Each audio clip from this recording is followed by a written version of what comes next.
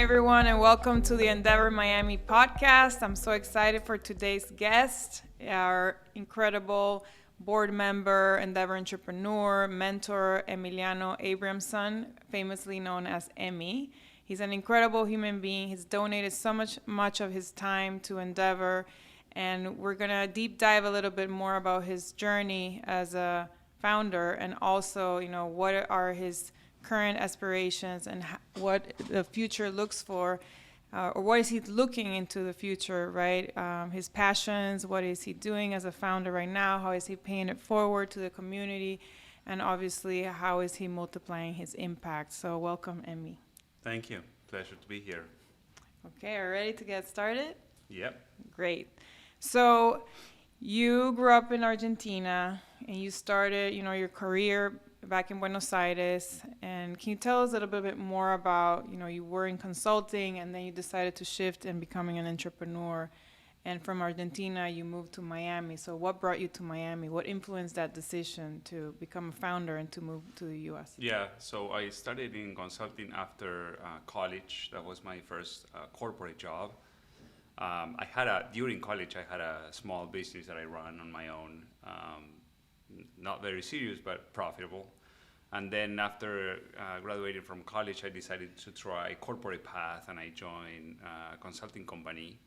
There I met Guido and Felipe, and Guido recruited me for a company at .com. I'm old. That was in the late 1999, 2000. And we did one of the .coms in Latin America. That was successful. We exited in 2001. And then after that, I decided to come to the US and do an MBA. I went to UNC Chapel Hill. And the original plan was to do an MBA and go back to Argentina, but I decided to stay.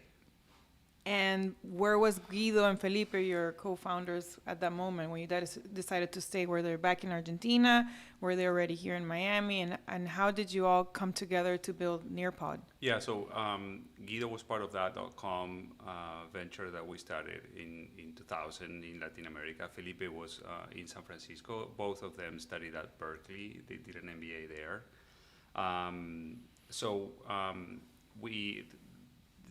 Felipe continued to work in consulting in San Francisco for a few years, and Guido went to Brazil, took some time off, and then we reunited in about 2010. Okay, so you were all now based in Miami in 2010. Yeah. Okay, great. And so all you relocate here, you have your families and, kids, because I know that you're all the three of you, but we've spoken about this, you're a big family man. How was managing, your new baby who was Nearpod and, just family time? And we know the journey of an entrepreneur is hard, especially at the beginning. So tell us a little bit how you were able to manage all of that. Yeah, it was tough. We were very fortunate with Guido and Felipe that the three of us shared the same philosophy in terms of family time and balance, and we like to do sports too. And which sports? We play everything. Guido, it's an Ironman type of. He did many Ironmans, and Felipe and I play soccer together, and we play tennis and paddle, and we ski.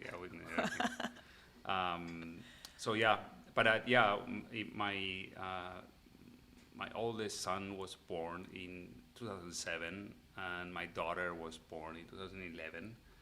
So after the MBA, I decided to work in corporate again. I had to pay back my student loans, and I couldn't risk.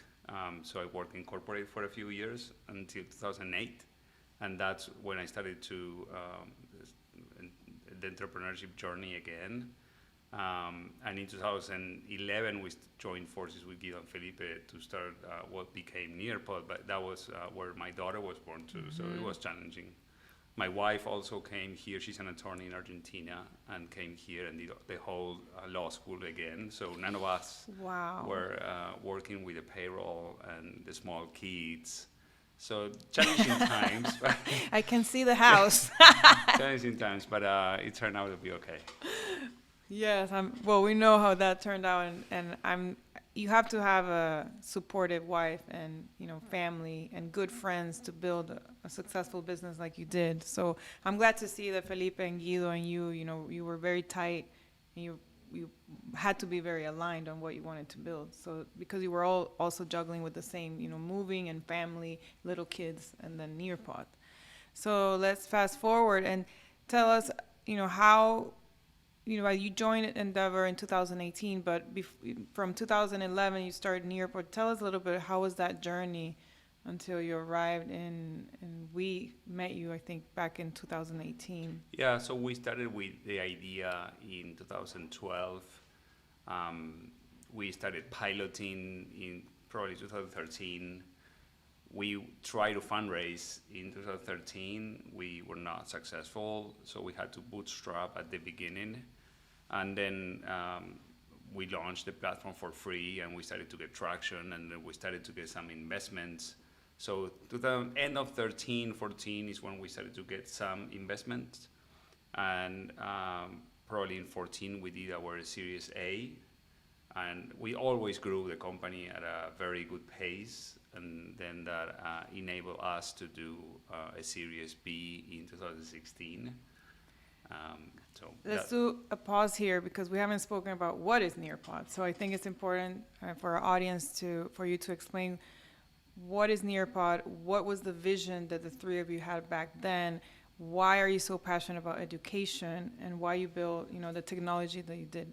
Yeah, so we came up with the opportunity when the iPad was launched in 2011 for the first time.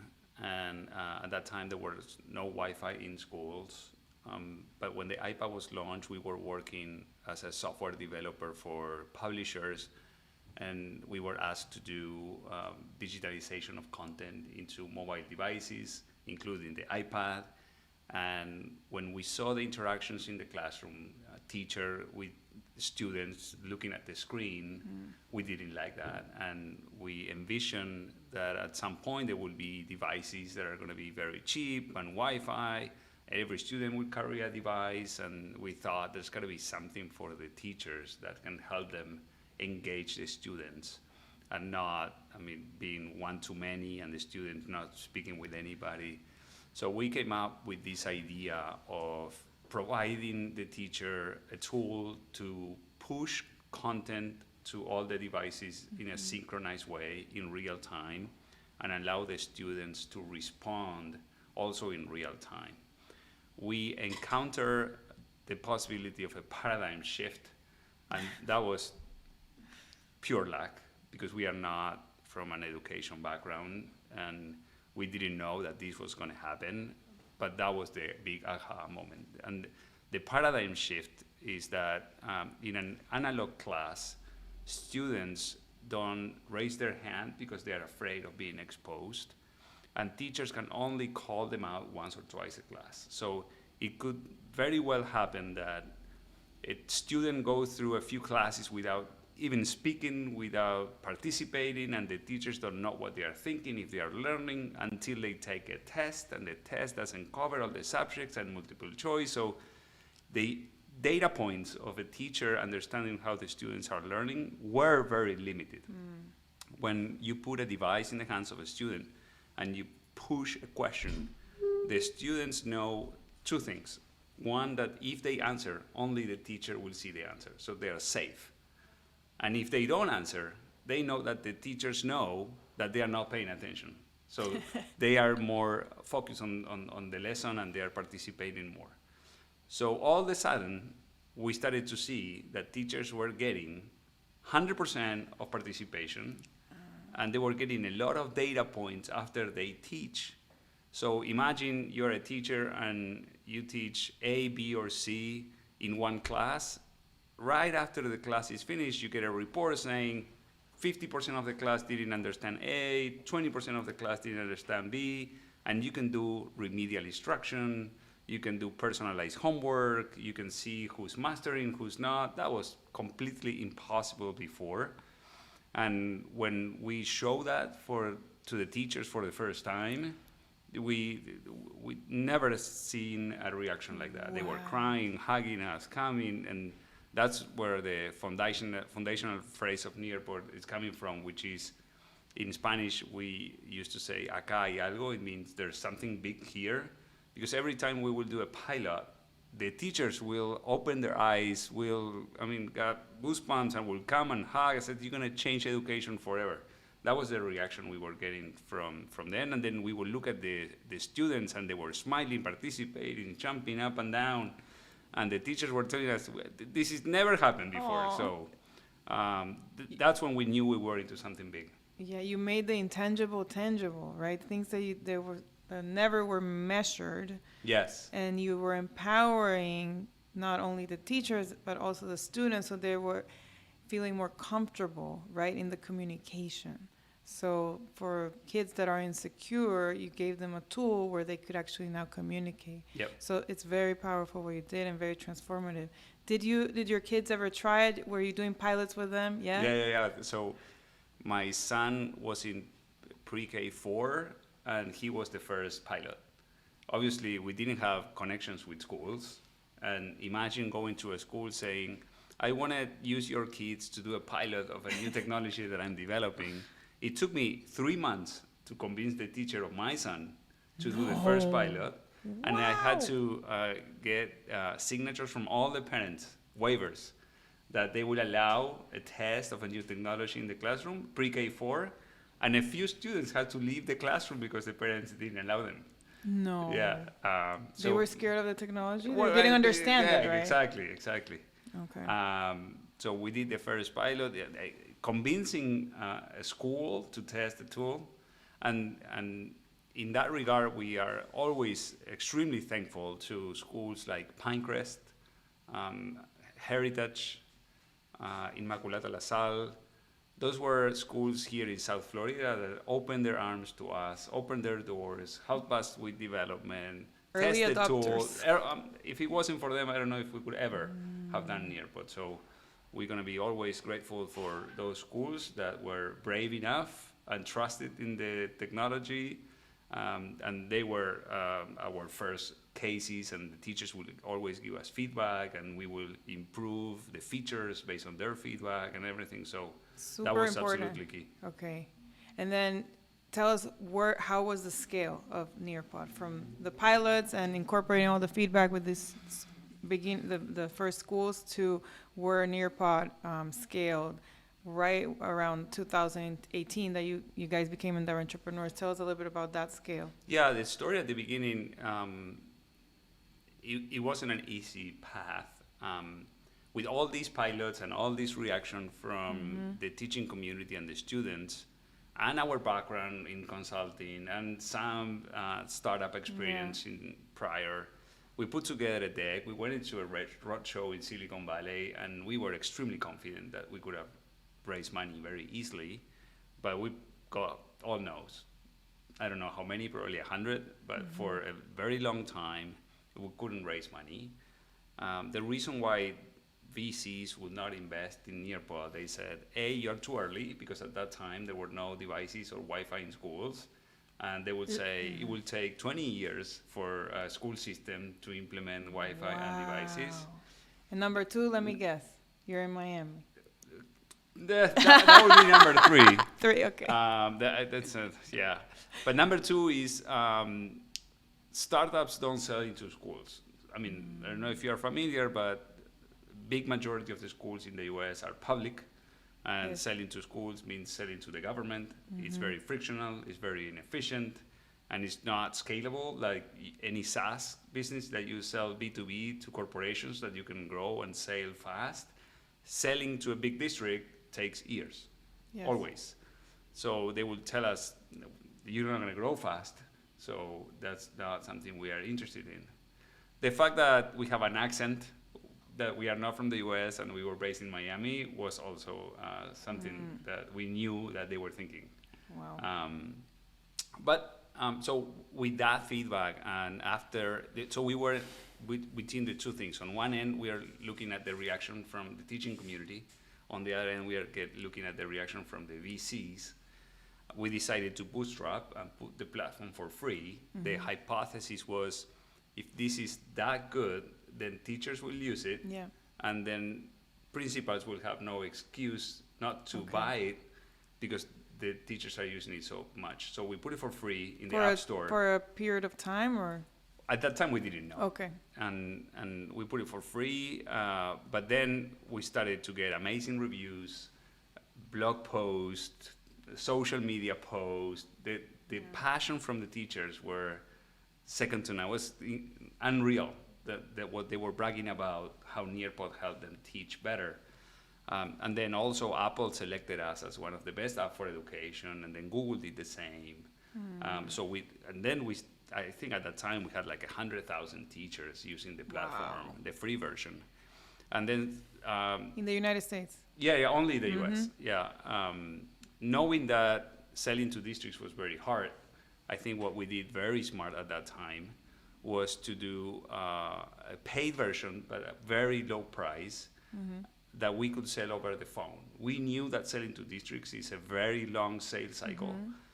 Well, we decided to sell to individual schools at a very low price, and we will call up the principals. Private schools? Everything. Okay. Yeah, because we were tracking usage, so we will know which teacher, where. We will find out the phone number of a principal. Okay. We will do research on how much was their discretionary budget that they could buy without approval from the district or anything. And we would call them and say, hey, do you know this teacher? Have you talked about Nearpod? No, I don't know what Nearpod is. Okay, talk to that teacher. I'll call you. And then over the phone, we sold to hundreds of schools in a very short period of time. And that was never been done in education. So that opened the eyes. That plus the traction opened the eyes of a lot of people in the sector, because we were doing something that has never been done, penetrating the schools from bottoms up with a freemium version, SaaS, into K-12. That was very unique. And very needed, because if we want to evolve our education system, this is the only way, right? So I'm sure that drive kept you all going.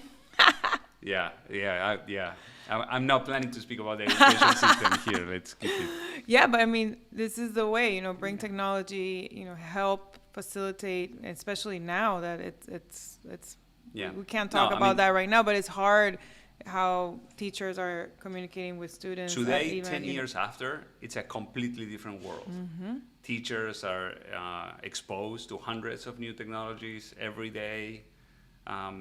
They can test in the classroom. Principals can buy things online. When we started, they would buy pioneers. Textbooks from a 5-year contract, 7-year contract, the same textbook. The kids will read the same lines as the parents were reading 30, 40 years ago. We were doing that. Exactly. Good learning. Yeah, so, but in the past 10 years, that changed a lot. There are hundreds of startups in education now. I'm sure the districts are inundated with new technologies and new solutions, and I'm sure they're challenged on how to select which technology to use, because there are so many popping up every day. Okay. Wow. Yeah. So are you still involved in the industry? Are you seeing any challenges? Because I know you're very passionate about education. Yeah, I'm not directly involved. I'm mentoring a few startups. We are passive investors in a few other tech startups.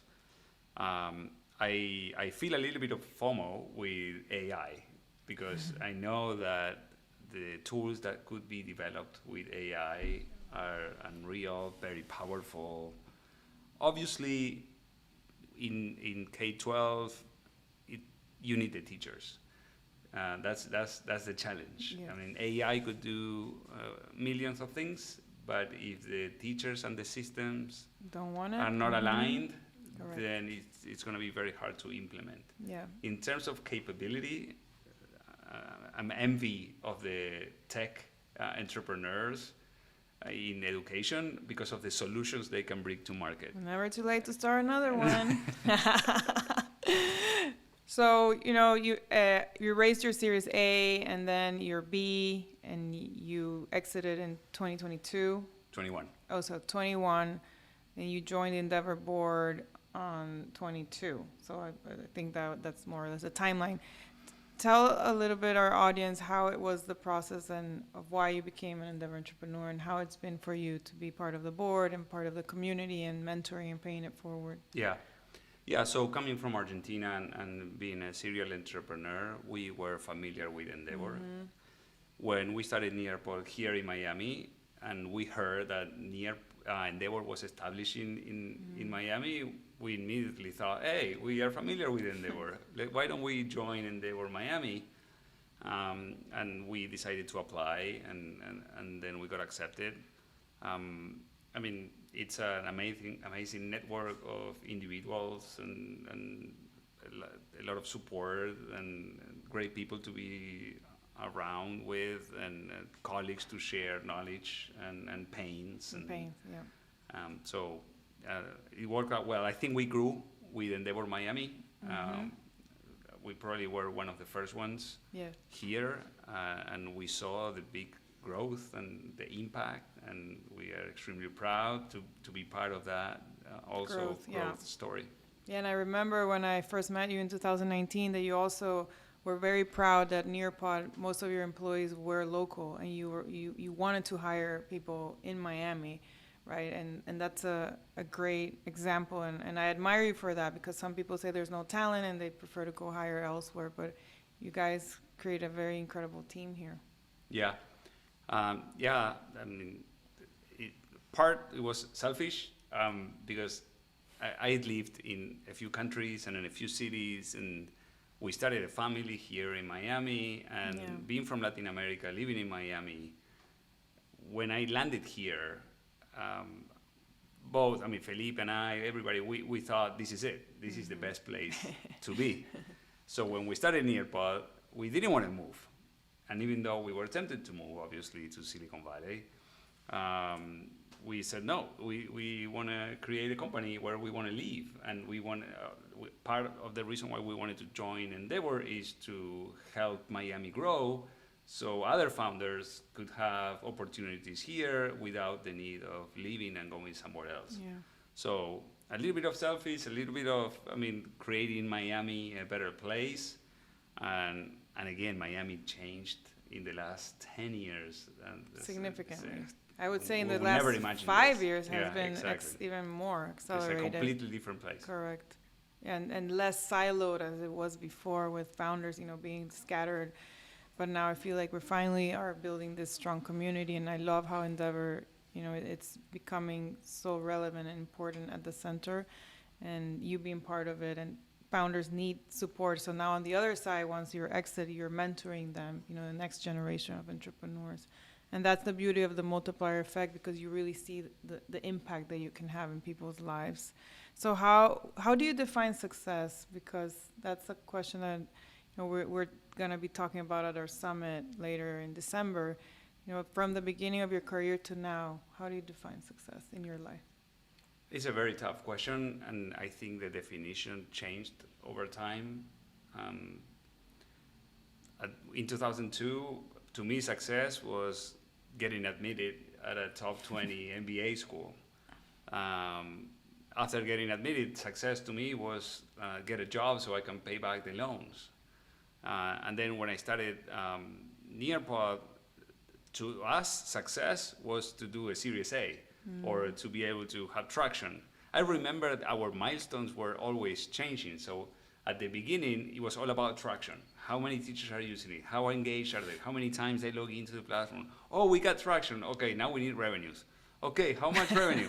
Okay, we need at least $1 million. Okay, let's push. When we get to $1 million, but when are you going to get to 10 million in revenue?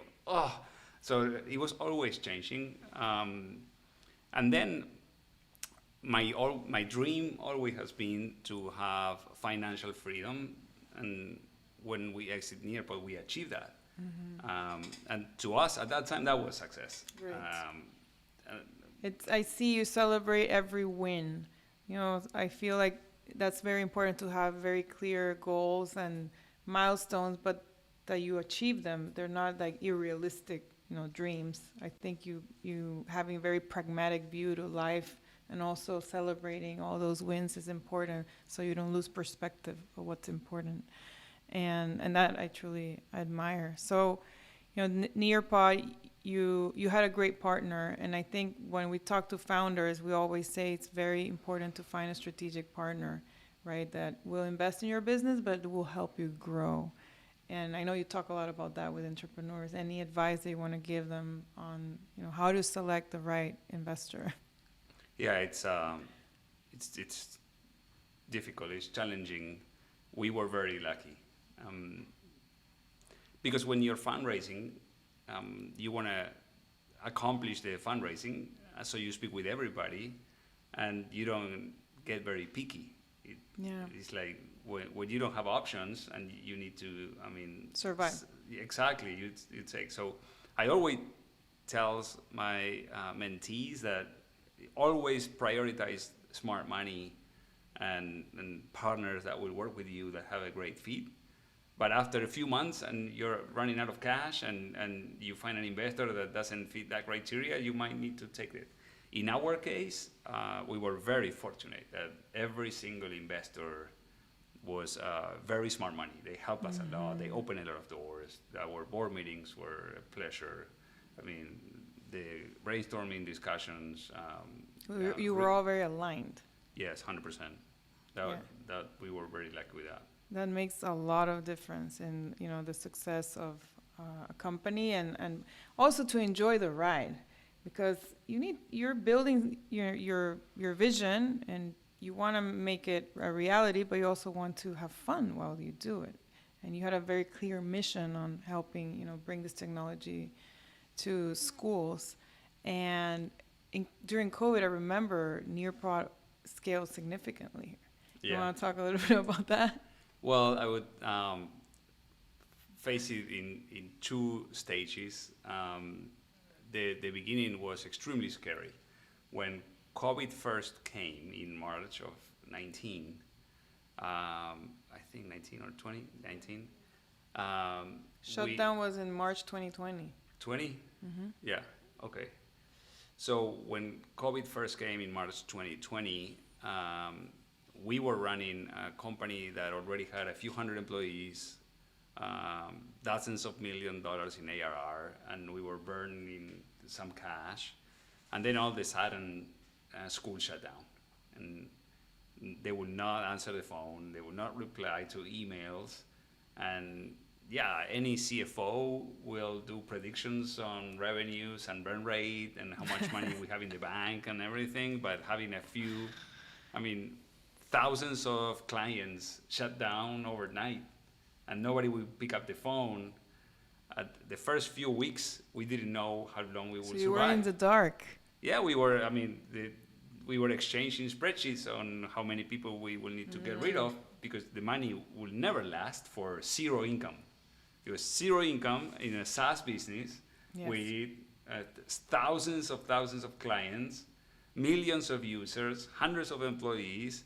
There's no financial model that can support zero income overnight. The first few weeks were extremely stressful. We didn't know if we're going to have a company. We didn't know how long COVID would last. We will not know when the schools will open again. So it was... many question marks. And all of a sudden, schools started to open in a hybrid model where kids can work from home. And we were integrated with Google Meet, with Microsoft Teams. Already with you Zoom, were? Yes. So all of a sudden, we were the perfect platform for a hybrid model, because you could be on the classroom participating if you were from home, or if you're at school, the teacher could be anywhere. We were joking because it's like we were designed for a COVID environment. That without thinking about it, nobody knew what COVID would be, but we were multi-platform, Wi-Fi, any device, any integration with a video conferencing tool, everything. So we were perfect. We always said, you can teach from anywhere. The student can participate if they are sick from home, whatever. We we told about snow days or things like that, that even if you cannot come to school, you can participate. Okay. But we never thought of a COVID environment, and then COVID came, and we were perfect. So during the summer of that year, we started to get a ton of orders. It was like you cannot survive without Nearpod at that time. So incredible. by October, we were growing like 500% year over year. And you went global. Yeah, we were global already. Okay. Not because we were intended to be global or we have a strategy to go overseas, but it was There was since demand. it's cloud and it's Wi-Fi, and we have teachers from 100 different countries. Okay. Well, congratulations, because it was an incredible journey. I think you all followed your intuition and your vision very well, and you say you were lucky, but I think you guys were very laser focused and you saw the future and you incorporated it. So I think that's incredible what you were able to achieve. And so let's talk about post-exit. Now you have time, you're able to enjoy what you say you wanted to enjoy, be able to have abundance.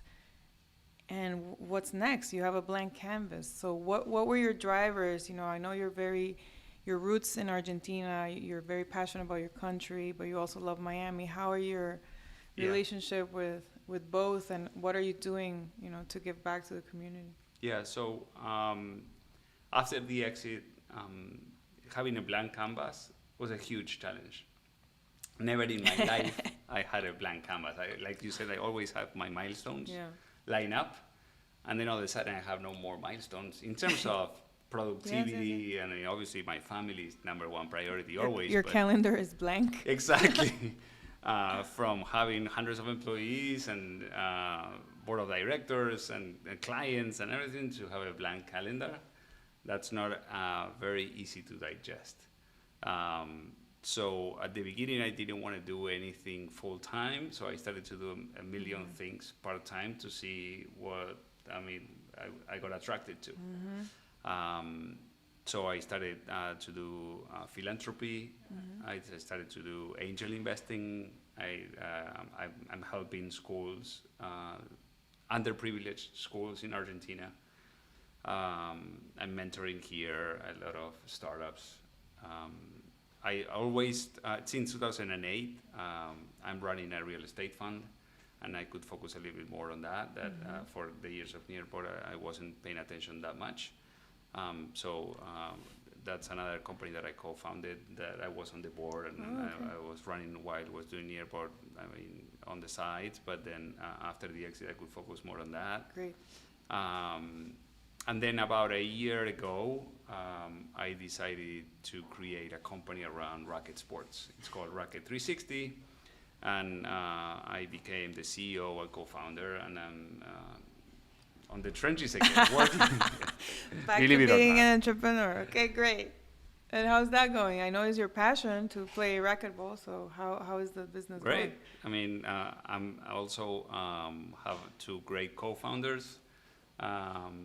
Andy Freire and Do you Marco like the Schubert. formula of three? I don't know. That's coincidence or what, but also big Endeavor contributors and part of the Endeavor family. So I'm very excited, and we get along extremely well. And we think there's a great opportunity for the sport of paddle to grow in the U.S. And we decided to bet on that. So it's growing significantly, right? Is. Well, Miami, it's kind of a bias because everybody in Miami is crazy about paddle, but that's not the reality. Who's winning, paddle or pickleball? It doesn't matter. For me, let them both grow. That's important. Yes, and you still play tennis? I do. And soccer? Less because I'm old. You're not old. Yes, that's true.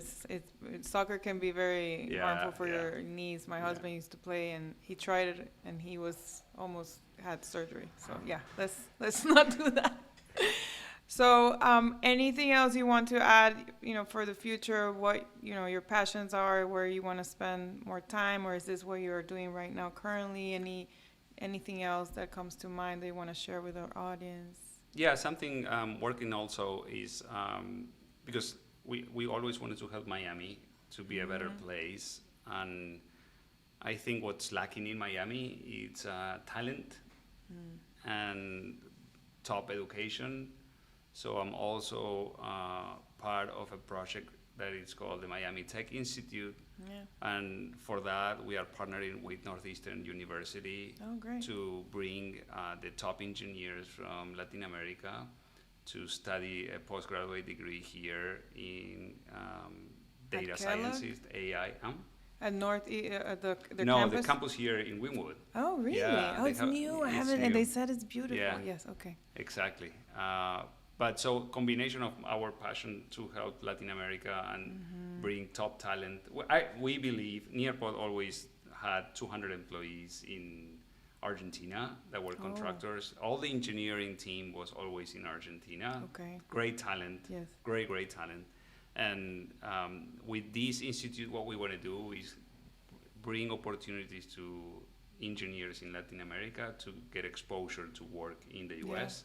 for U.S. corporations and be based in Miami. So it's a three-leg. We are helping corporations find talent. We're bringing people from Latin America to live in Miami and probably helping the ecosystem. Well, that's very needed. So hopefully some of our Endeavor entrepreneurs can hire some of these engineers once they're. That's great. And we talk a lot about the multiplier effect at Endeavor. You know, that is what we believe that's really important for entrepreneurs to pay it forward and help spread the impact. I'm sure the three of you, Guido, Felipe, and you, inspire some of your employees to become entrepreneurs. Do you want to talk about that? Have you seen any of your ex-employees? Yeah. Actually, some of our early employees co-founded a tech company in education in which we are investors. There you go, multiplier effect. Yeah, there are a few companies that our early employees are working on. Great. And that's very good. And you're mentoring also? Yeah. Okay, that's lovely. I mean, you get inspired. It's inevitable that, you know, some employees get bit by the bug of the entrepreneur bug. But it's sometimes just in your DNA, you just need to activate it, right? So that's great to see. And what advice would you give for the entrepreneurs in this new, age and the new founders that are building companies from your experience? One advice I will give them is get familiar with the new tech tools, AI, and there are so many tools available out there. I think today is the best time to be an entrepreneur. With the right tools, with the right background, with the right attitude. Yeah. The possibility of creating value today with all the tools that are out there is a lot easier than it was 20 years ago. The impact you can have, the go-to-market, the marketing, the product design, everything is so much easier. It's just you need the attitude, you need the tools, you need the education, you need obviously that background to be able to understand the tools.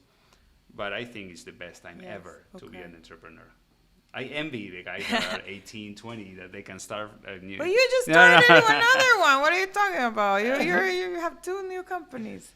I think it's the right, having the right mindset to experiment with the innovation that's coming out in the new tech stack and play with the different tools to see what works for you, right? Not everything will work for every company, but there's so many options now. It's being very strategic to incorporate the ones that really will accelerate the growth of the business. And I think that's why you've been so passionate about mentoring. You've mentored 50 hours just this year to our Endeavor community. Imagine all the hours you've donated outside of Endeavor. So and that's probably the ones you're tracking, because I'm sure there are more. We track everything on Salesforce, but if we are not there in those meetings, then it's hard. But it's a lot, and I think that's the way that you pay it forward, and your wisdom, your experience, and that's super valuable. And I always tell entrepreneurs, you do not have to do it alone. You have to be open to asking for help and listening to people who have done it. There's a certain component of luck, but there's a big component of just being very laser focused and knowing what you want to build, very clearly, and incorporating the tools to do it and having the right investor. So lots of things to think about. But I'm really thankful to you, for the support that you've given Endeavor Miami, for being part of our board, for being one of our top mentors. and for just believing in this incredible, thriving entrepreneurial community that we're all building together. So thank you, Emmy. No, thank you. To me, I do this because it's a pleasure. I enjoy the time when I'm with mentees and knowing about their businesses, their challenges, and we have a great time at the board, all great people. So the luxury of having an exit like the one we had is that then you get to pick what you want to work on and how you want to invest your time. Yes, agree. And we selected to be here. I selected to be here because it's a lot of fun. It feels good. It's smart people, great people. So yeah, it's good energy.